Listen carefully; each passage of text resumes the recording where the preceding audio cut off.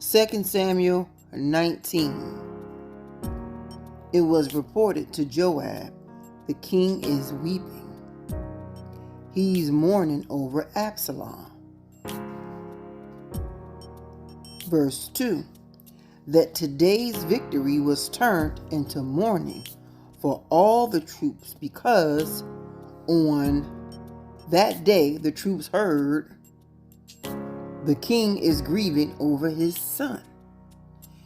King David was grieving over Absalom because Absalom was killed, and Absalom went against David.